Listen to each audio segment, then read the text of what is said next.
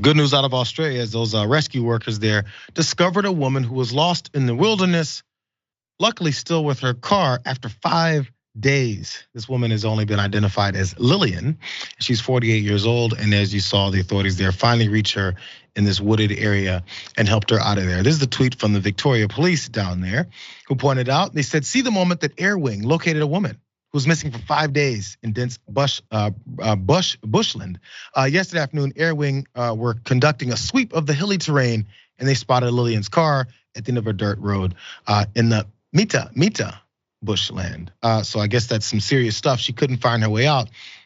But think about it, 5 days worth to survive in the wilderness, something I wouldn't want to have to deal with, that's for sure. But this is how it happened. She was driving towards the Dartmouth Dam for a day trip from the nearby town of Bright when she hit a dead-end road and realized she made a wrong turn. When she tried to turn her car around, the vehicle became stuck in the mud, and that was it. And without cell phone service, she was unable to call for help. Then health issues made it difficult for her to walk or try and get away any other kind of way, which may have helped her survive. But she was able to use her car heater to hang out in it for those few days. Those temperatures dropped to 35 degrees. Luckily, I guess there's enough gas in her car to keep it going for that.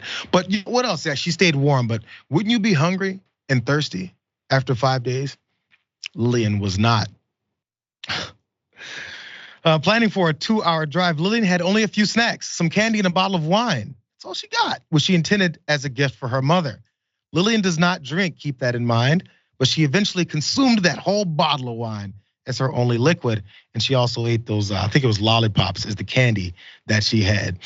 She was treated for dehydration in a nearby hospital. But other than that, she appears to be pretty healthy. And as you give us your thoughts here, Adrian, the desperation on her face as she reached up and look at this last image here says it all.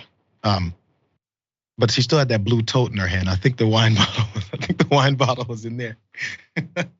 You know what? I don't think that was desperation. I really think that was a reflection of the joy of whatever substance she had consumed. Because my God, the moment I read the storyline about a woman surviving on lollipops and wine, I'm just thinking, this is our queen.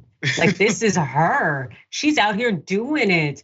And oh my God, this story is just so incredibly wild. But I really think it does hammer home the point that you always should carry a bottle of wine on you. Because I've been advocating for this my entire life. And so now I have this example of exactly why.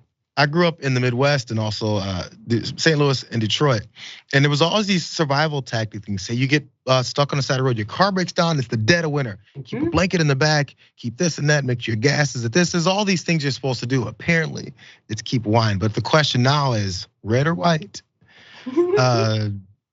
What's it, Chardonnay versus, I don't drink wine, sorry. Yeah, and you always gotta have the twist off top. Like you have to, if you're gonna do this, you need to do it right, because nobody wants to be out there in the forest and you can't open the bottle.